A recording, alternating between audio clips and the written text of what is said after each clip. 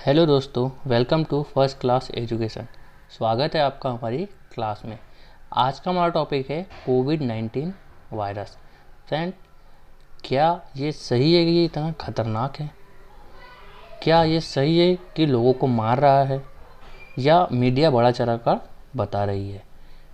Vaccination क्या है, इसको लगवाने से क्या होगा, आपको जो नॉर्मल सर्दी जुकाम है या फिर कोविड-19 है, कैसे पहचाने कोरोना को? ये सारे सवालों के जवाब हम आज इस वीडियो में चर्चा करेंगे। पहली चीज़ तो दोस्तों, यह जो कोरोना वायरस है एक वायरस का नाम नहीं है। ये जो नाम दिया गया है कोरोना वायरस, या एक फैमिली ऑफ वायरसेस है। ठीक है। कॉमन फैक्ट यह है कि जो हमें कॉमन कोल्ड होता है, यह भी एक प्रकार का वायरस ही होता है। जो हमें कॉमन कोल्ड जो होते हैं नॉर्मली, सर्दी खांसी है, यह भी एक प्रकार का वायरस है। ठीक है। सबसे पहले जो यह वायरस है कोरोना, सार्स, इसका पूरा नाम क्या है? सार्स। यह एक प्रकार का वायरस जो 2002-2003 में सार्स नाम का वायरस आया था। यदि आप लोगों को याद हो तो वह भी एक प्रकार का कोरोना वायरस ही था। और आज के समय में जो हम वायरस का नाम सुन रहे हैं, कोरोना वायरस है। ठीक है। जो चाइना के वुहान शहर से आया। कहाँ से आया है? चाइना के वुहान शहर से आया। 31 दिसंबर 2019 को सबसे पहला इसकी पुष्टि हुई कि कोई वायरस आया है जिसका नाम कोरोना है। ठीक है। ये जो वायरस है, इसका एक जो नाम रखा गया स्ट्रेन, जैसे सार्स तो उसी का नाम अपन ने वायरस, तो इसका नया स्ट्रेन है सार्स का। तो इन्होंने क्या नाम रखा इसका? 2019 एन कोव, मतलब कि नोवेल कोरोना वायरस। ठीक है।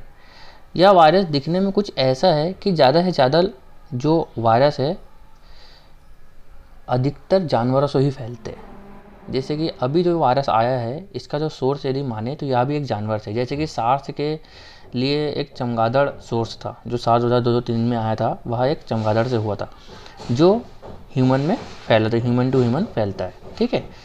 जो अभी कोरोना वायरस फैला है, इसका अभी कोई ओरिजिन सोर्स आज तक नहीं मालूम चला कि ये कहाँ से ओरिजिन हुआ है। ठीक है। सबके अलग अलग मिथ है, सबके अलग अलग मानना है कि यह स्नैक से है, कि बैट से है, या कुत्ते से है। ठीक है। यह सबके अलग अलग मानना है। यह जो वायरस है 96% सिमिलर है किससे? जो सार्स 2002 में आया था उससे 96% सिमिलर ही रखता है। ठीक है। अब जानते हैं कि इसके सिम्टम्स क्या होते हैं, लक्षण क्या होते हैं। क्या है? खांसी, बुखार, कफ, फीवर आना, यह सब क्या है इसके लक्षण है। ठीक है। इसी कारण से इसको पहचानना क्या होता है, बहुत मुश्किल हो जाता है कि यह नॉर्मल वायरल है कि कोरोना वायरस है। इसलिए इसका एक टेस्ट होता है। ठीक है फ्रेंड्स। जो टेस्ट होता है वो हम जो करवाते हैं, कौन कौन से टेस्ट होते हैं आपने सुना होगा? RT-PCR टेस्ट, ट्रू नेट, या CB नेट टेस्ट, या रैपिड एंटीजन टेस्ट। ये सारे इसके टेस्ट के नाम हैं। अब हम जानते हैं कि इस जो वायरस है इसकी शुरुआत कैसे होती। तो जो कोरोना वायरस है, विश्व भर 2019-2020 की शुरुआत एक नए किस्म के कोरोना वायरस 2019 एन कोव, मैंने बताया इसका नोवल कोरोना वायरस के संक्रमण के रूप में, मध्य चीन के वुहान शहर में 2019 के मध्य दिसंबर में हुई थी। बहुत से लोगों को बिना किसी कारण निमोनिया होने लगा, और यह देखा गया कि पीड़ित लोगों में से अधिकतर लोग वुहान सी फूड मार्केट, जो मछलियाँ बेचते हैं तथा जीवित पशुओं का व्यापार भी करते हैं, उनमें यह देखा गया। चीनी वैज्ञानिकों ने बाद में कोरोना वायरस की एक नई नस्ल की पहचान की, जिसे हम नोवेल कोरोना वायरस या पैरालंपिक पदनाम इसका दिया गया। यह नए वायरस में कम से कम 70% वही जीनोम अनुक्रम पाए गए जो सार्स कोरोना वायरस में पाए गए थे। जो कब आया था मैंने आपको बताया, 2003 में आया था। ठीक है।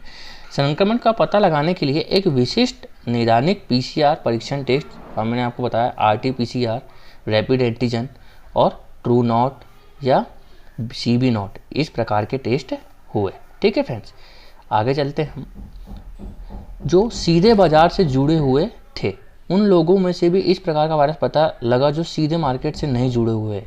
पहले यह स्पष्ट नहीं था कि वायरस सोर्स जितनी ही गंभीरता या इतना घातक होगा।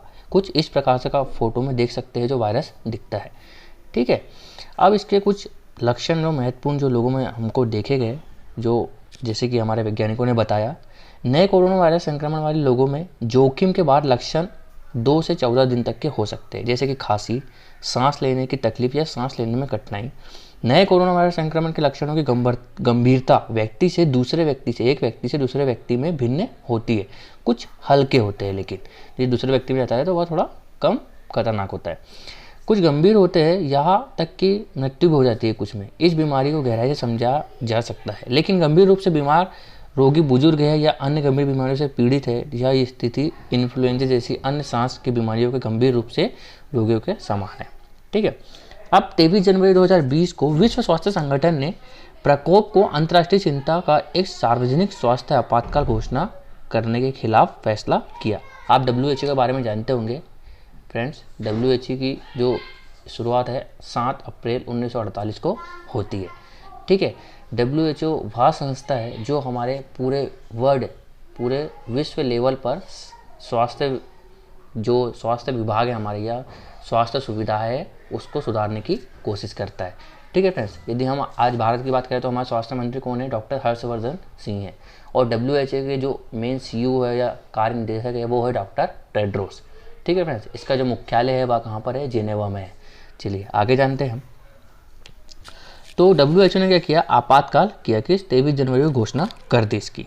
फिर इस प्रकार का आपातकाल WHO द्वारा 2009 के H1N1 के बाद छठा आपातकाल है। यह बहुत इंपॉर्टेंट क्वेश्चन बन जाता है एग्जाम के पर्पज से देखें तो हम कि आज तक के WHO ने कितने बार आपातकाल लगाया है। तो कितने बार लगा है? 6 बार लगा चुका है वो। ठीक है।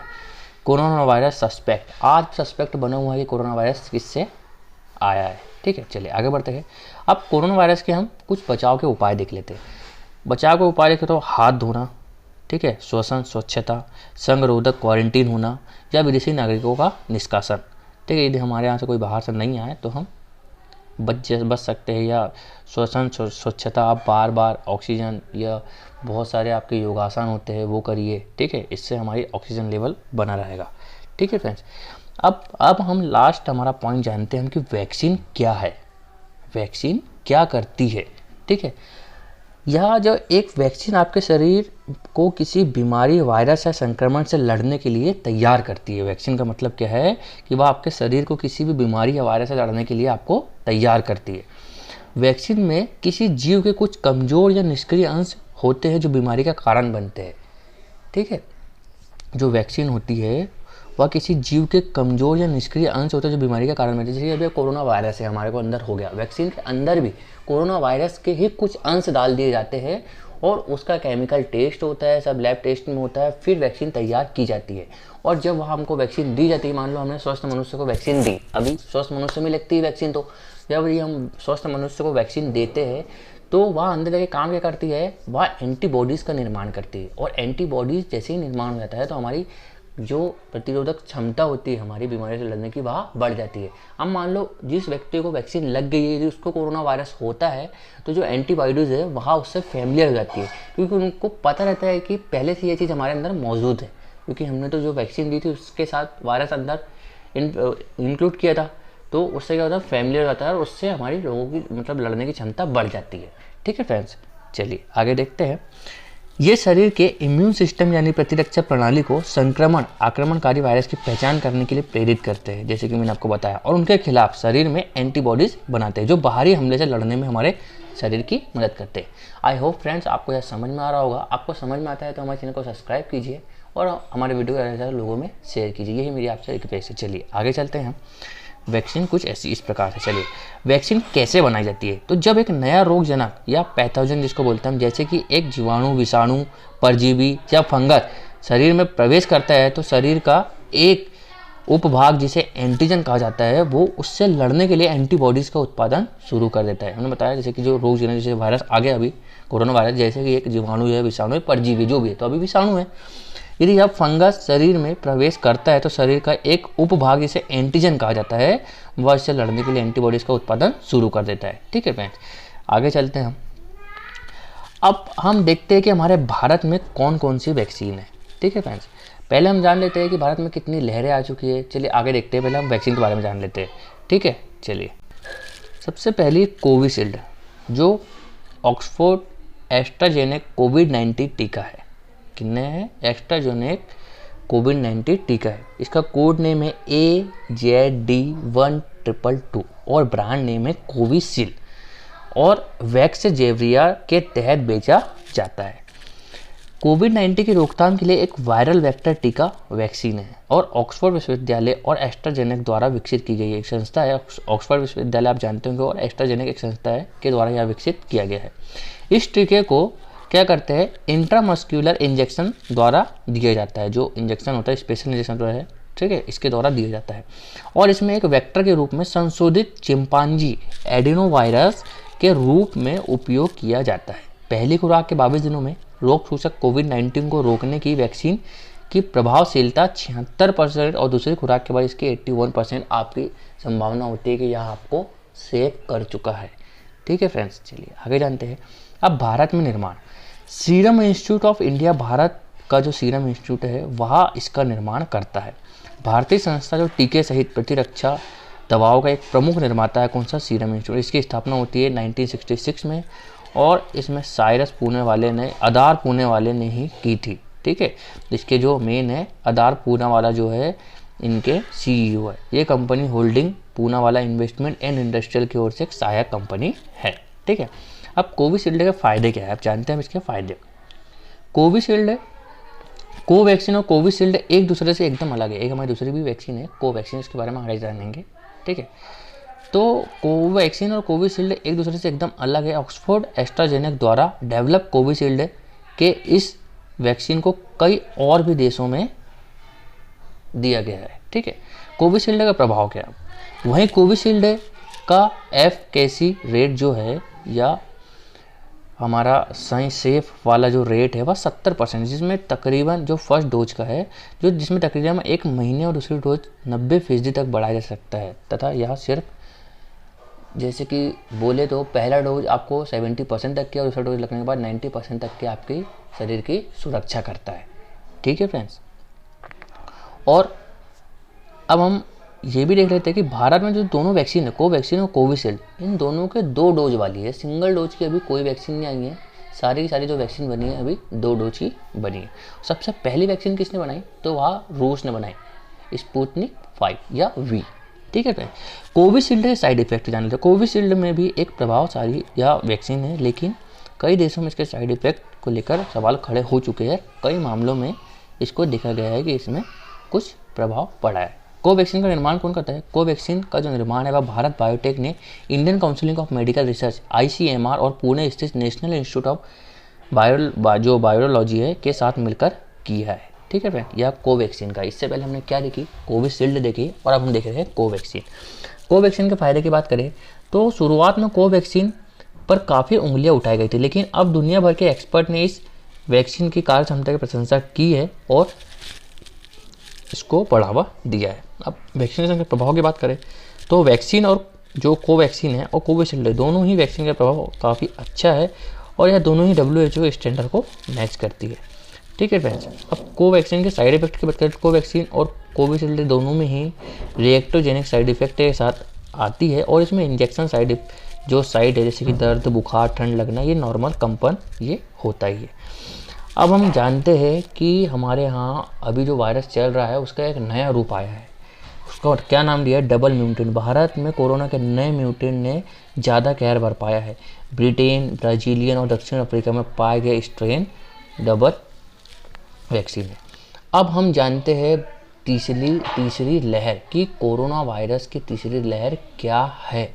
अभी कोरोना वायरस में तीसरी लहर आ चुकी है या आने ही वाली है, ये समझ लो आप। वैसे तो अभी इतनी ज़्यादा खतरनाक नहीं होंगी, लेकिन आगे चल के खतरनाक हो सकती है। ऐसा क्यों हो सकता है इसे जानते हैं। बच्चों के लिए जानलेवा होगी, क्योंकि कोरोना की तीसरी लहर डॉक्टर से जाने खतरे को टालने का उपाय, आप डॉक्टर से यह राय ले सकते हैं। तीसरी लहर के आने तक देश में अधिकतर वयस्कों को कोविड-19 वैक्सीन का पहला डोज लग चुकी है या लग रही है, जिससे वो बच्चों की तुलना में कोरोना से ज़्यादा सुरक्षित हो गए हैं। ठीक है, कोरोना वैक्सीन को सिर्फ 16 साल से अधिक उम्र के लोगों पर ही टेस्ट किया गया है। इसलिए इस समय विश्व स्वास्थ्य संगठन WHO ने 16 साल से कम उम्र के बच्चों को वैक्सीन न लगाने की सलाह दी है और बच्चों को कोरोना से सबसे ज़्यादा खतरा होने के बावजूद भी WHO ने बच्चों को वैक्सीन न लगाने की बात कही है। ठीक है फ्रेंड्स, तो फ्रेंड्स आई होप आपको यह वीडियो पसंद आ रहा होगा। और हम बात कर लेते हैं जैसे अभी जो चल रही है दूसरी लहर 2020-2021 में अंतर है क्योंकि कोरोना के प्रकार बदल गए हैं। अभी भारत के में 4 प्रकार के वायरस देखने को मिल रहे हैं, प्राइमरी, नया स्ट्रेन, या चाइना से आया हुआ, या पोस्ट वैक्सीन वाला। ठीक है, अब आपको यहाँ आपको याद रखना है कि हमारे जो घर के बच्चे हैं उनको इन्फेक्टेड होने से बचाना है, क्योंकि जो तीसरी लहर आने वाली है वो 45 प्लस और 18 प्लस लोगों को तो फर्स्ट डोज स्टार्ट है, लेकिन बच्चों में यहाँ डोज स्टार्ट नहीं है। इसलिए ज़्यादा से ज़्यादा खतरा किनको है, हमारे बच्चों को। तो फ्रेंड्स, बच्चों को घर पर रखे, सभी लोग सुरक्षित रहे। आई होप आप सारे के सारे लोग फैमिली मेम्बर सब सुरक्षित होंगे।